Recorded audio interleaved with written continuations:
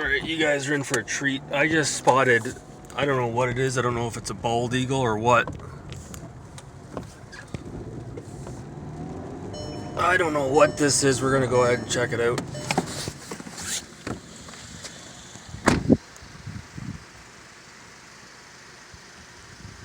I don't know what that is.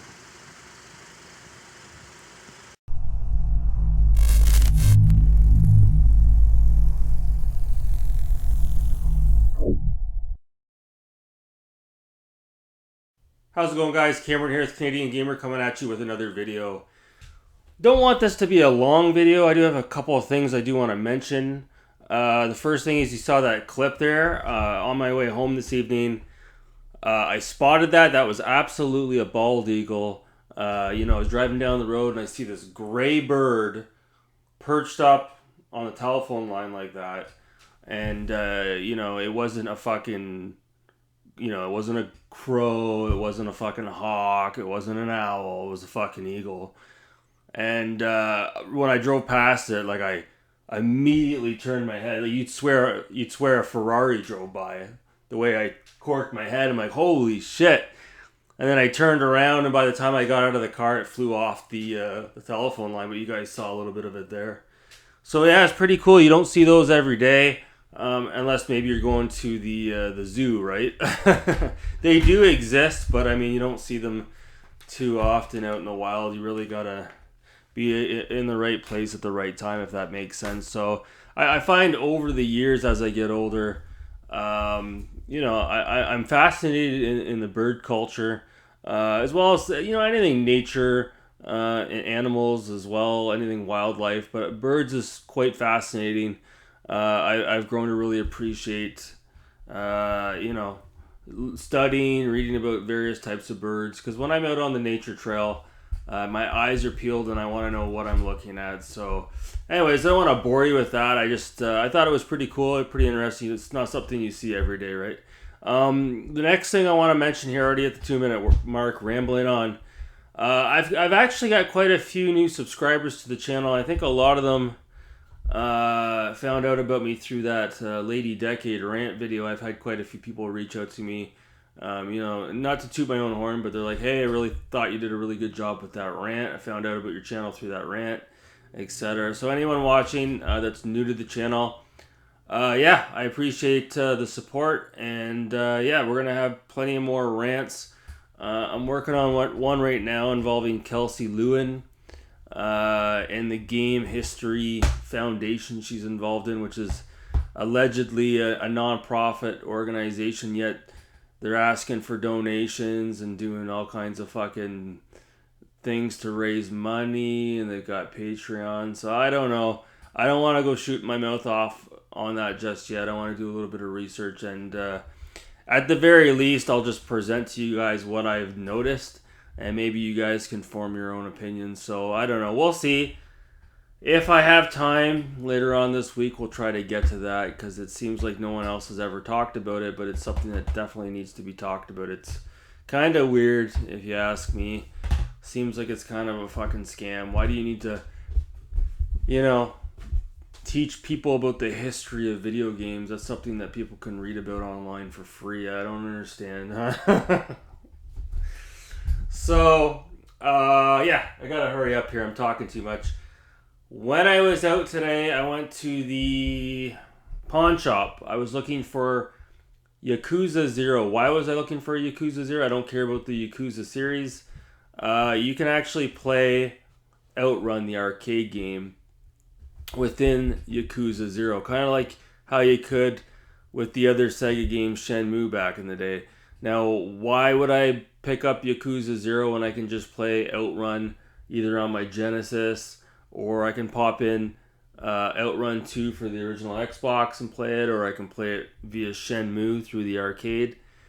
Well, it's because you can actually play Yakuza 0 I can stream it and using my PS4, right? So the idea was, this was Marceau's idea, stream Yakuza 0, but don't stream that game per se. Just, if we're having fun playing Outrun, trying to get high scores, we can simply put on Yakuza 0 And that's a way you can stream Outrun, because right now you can't get Outrun through the Sony PlayStation, the eShop, if you will. So now he had good intentions with that, but it turns out, and this is actually nothing new, apparently the clock, the timer within Outrun Arcade is off.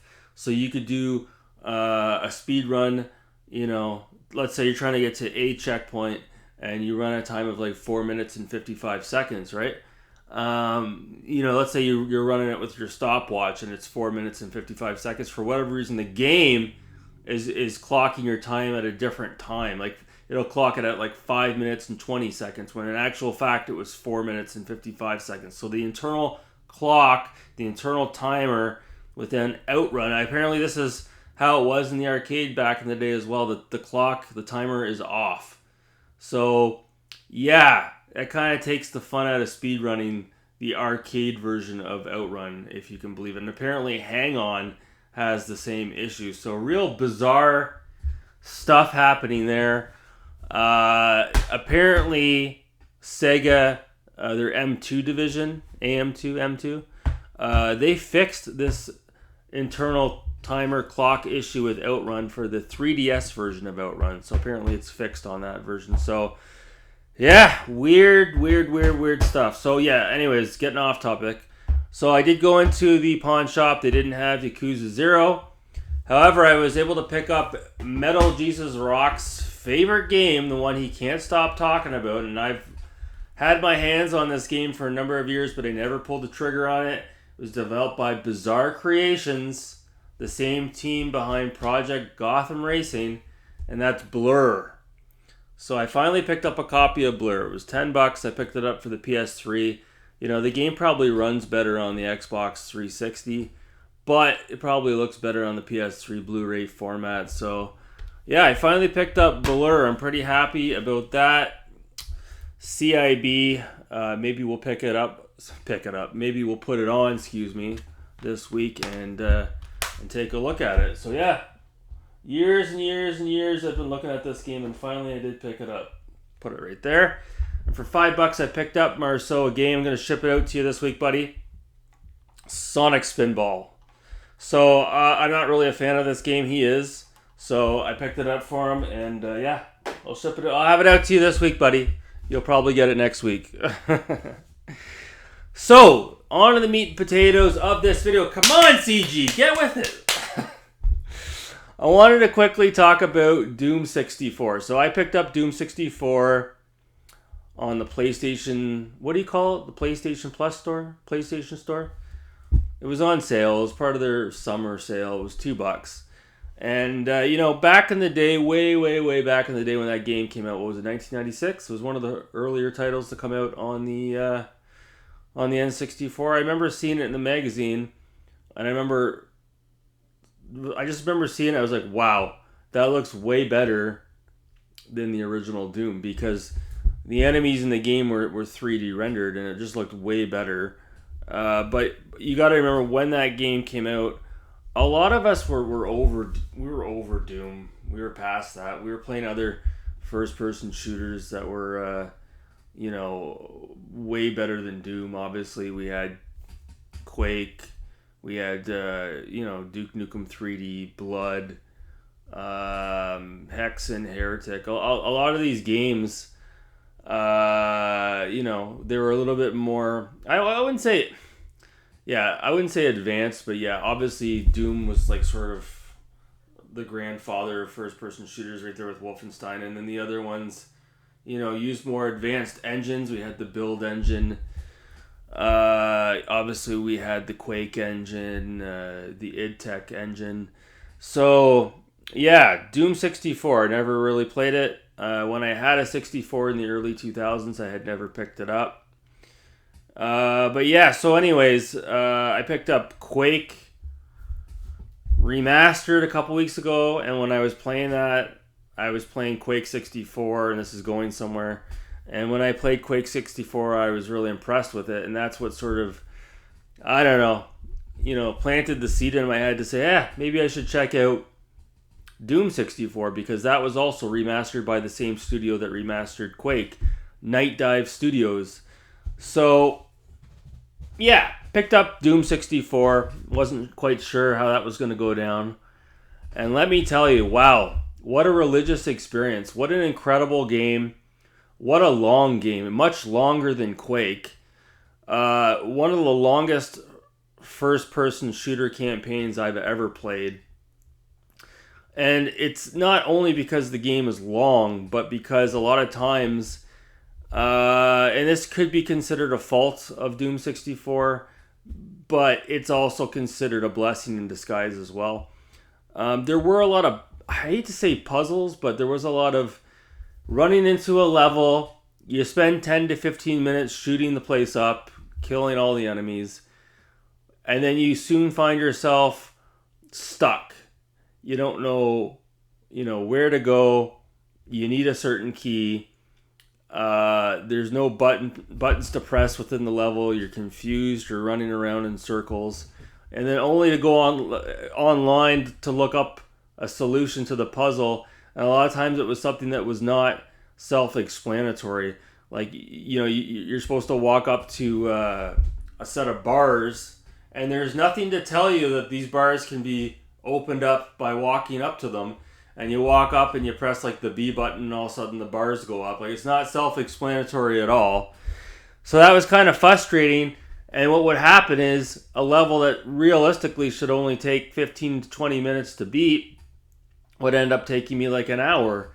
There was a couple occasions, because I was live streaming this, where I had to shut the stream down because I needed to sort of go offline and get my head together and figure out how to get through, certain levels. As far as the lighting is concerned in the game, and the colors and the use of the colors, it's very vibrant, very different sort of tone over the original Doom and even Doom 3. Come to find out, the original team with Midway that developed the game was the same team that developed Quake 64. And funny fact, what happened was, when Doom 64 was under development in 1994, before the N64 was even released, its software, they were kind of like on Midway's shoulder, watching to make sure that their intellectual property was being handled with care as far as the level design is concerned. And Midway did a really good job with Doom 64, and there was supposed to be a sequel to Doom 64, and it may have been in development, I'm not 100% sure. And what ended up happening, from what I read, is that got canned. They pulled the plug on that because id Software wanted the same team to do a port of Quake. So that's why when you look at Quake 64 and you look at the different shades of color and lighting and the use of bright blues and reds and yellows and greens in Quake 64, that's because it's the same team that worked on Doom 64. Correct me if I'm wrong. And both games are incredible. The Quake 64 is an incredible port. We can talk about that another day. If you guys want me to continue to stream Quake 64, I can certainly go back and do that. But Doom 64 was a pleasant experience. It was absolutely incredible. Maybe a polarizing statement, but it's my second favorite Doom game of all time. I obviously put it above the original Doom 2. I don't put it above Doom 3, but I do put it above Doom 2016 and Doom Eternal. Absolutely. Abso-fucking-lutely. The level design in the game was so good. It was really good. Like, it was right up there with Quake. It was really good. It was fantastic. I can't even begin to think about the interesting levels that I encountered going through Doom 64. The music was done by Aubrey Hodgins. I believe that's how you pronounce it. And that's the same composer that composed the soundtrack for Quake 64, whereas the original Quake was done by Trent Reznor, 9 Inch Nails. So a haunting soundtrack, incredible. the way the enemies would creep up on you, even the lore. If you read up on the sort of the backstory of like the actual story of Doom 64, it is rather interesting, to be honest with you. It's basically, there's a signal that's transmitted from outer space, and they don't know what's going on.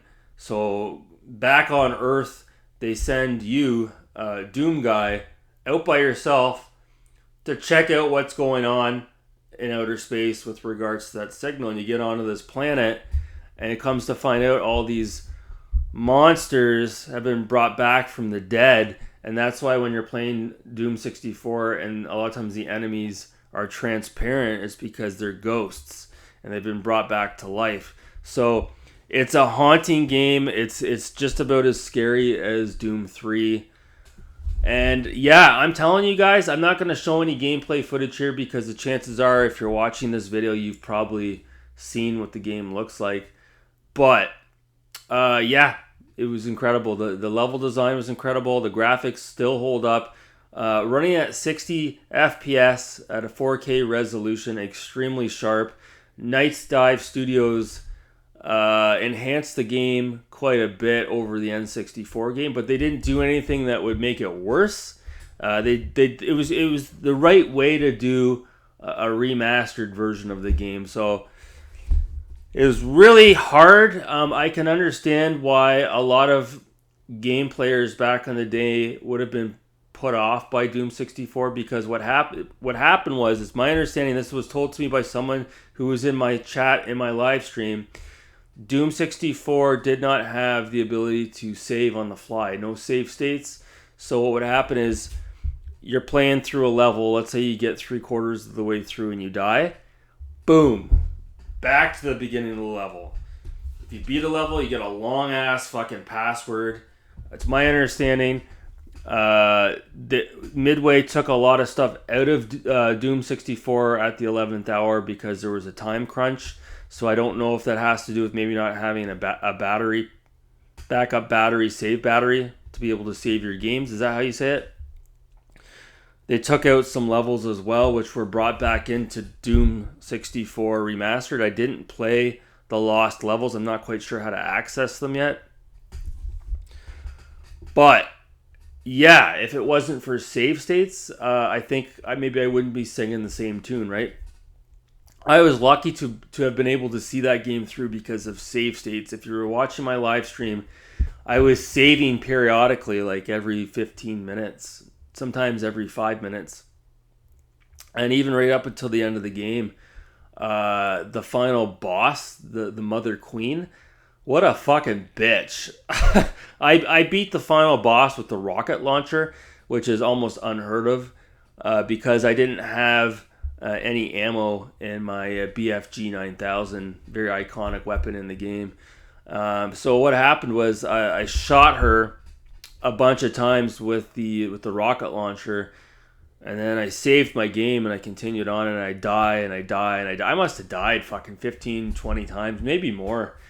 And then finally I reloaded my save state, and I just sort of scaled. I stayed along the wall and ran backwards as I shot the rocket launcher, and I put her away rather quickly.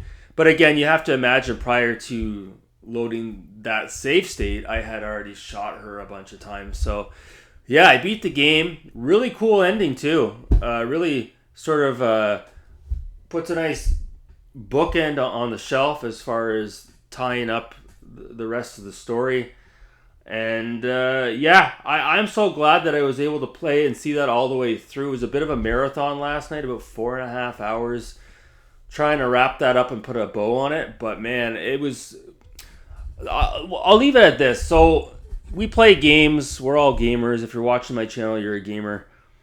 But very rarely do you play a game where you feel like there's a sense of occasion, and you feel like once you've completed the game, it's like burnt in your memory. Like you feel like anytime you're shooting the shit with a buddy about video games, this could come up in conversation. You just want to tell people, how good of a gameplay experience, said game was, whatever game it was you were playing. Well, Doom 64 is one of those experiences. It was just absolutely incredible. To be able to say that I not only played the game, but I beat it, albeit I used save states. It's something that I absolutely do cherish as a gamer. It's up there probably in my top 10 gaming moments is beating Doom 64. Which is funny because I kind of said the same thing about Doom 3, and I feel like, this is a nice companion piece to Doom 3. Both of those games are just absolutely, they're neck and neck. So, yeah, fantastic experience. If there was ever two good reasons to own an N64, it would be Doom 64 and Quake 64. Wow, that's a lot of 64s. You can get this game physically through limited run games. I think you can get it through third-party channels as well. I think I saw it for as low as $55 Canadian, which is, I guess, not bad. But it would be a lot better if you could pick it up for the N64 and play it on a CRT in a nicely dimmed room, or maybe you just turn the lights off, maybe put a candle on, maybe a glass of wine. Hey, Marcus. But yeah, Doom 64. I'm gonna give it a 10 out of 10. One of the best first-person shooters I've ever played. Truly a religious experience. I don't know how Midway accomplished it, but they ended up making a better Doom game than id Software, if you can believe it. And man, it was just fantastic. I've had a lot of people sort of, reach out to me and they're like, yeah, this looks really good, or I saw you streaming this, so I went ahead and picked it up. I picked it up for $2. So, yeah, if you're on the fence about it, if you haven't played Doom 64, if you remember it from back in the day but you didn't play it, or maybe you did play it but you were turned off by the fact that you couldn't save your game, well, now is a chance to redeem yourself. You can go ahead and play it now, and you can probably see it all the way through.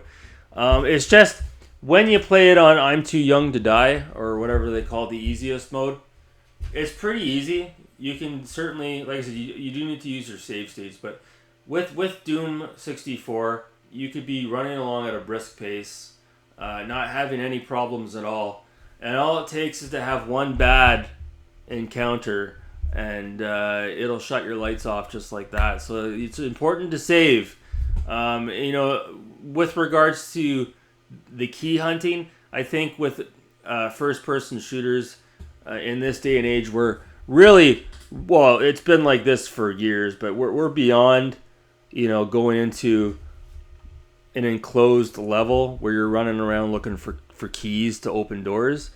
But there's something to be said about that old school style of first person shooter when it's firing on all cylinders and they get it right, like they did with Doom 64. Sometimes, if it works broken, why fix it?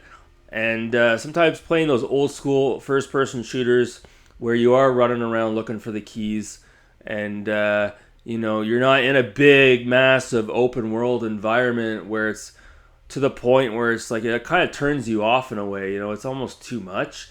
Halo Infinite comes to mind. It's nice to go back to an old school shooter. And it's nice that I was able to sort of play Quake remastered all the way through, and then immediately go right over to Doom 64. And it's funny because Doom 64 came out around the same time as Quake. Really bizarre, but they're nice. They're nice companion pieces, absolutely. And if you're asking me which game do I prefer, Quake or Doom 64, I don't know. I really enjoyed Quake, but I really enjoyed Doom 64 a lot. I really, really, really, really did. I was never bored. All the levels were very unique and interesting. I was always looking at the environments. Some beautiful skyboxes as well, especially when you get into the latter half of the game and the sky's on fire and it's like all green and it's all lit up. And yeah, Night Dive Studios did a really good job with remastering Doom 64. Now we just need Night Dive to give us a remastered version of Shadow Warrior. That would be cool. Anyways, I'm going to leave it at that. The video's already a bit long in the tooth here, coming up on the 25-minute mark. Yeah, that's going to do it for me. For those of you who stuck around to the end, I appreciate it. And yeah, that's it for me. Thanks so much for watching. Do yourself a favor. Go out and get Doom 64. You won't regret it. Have a good night.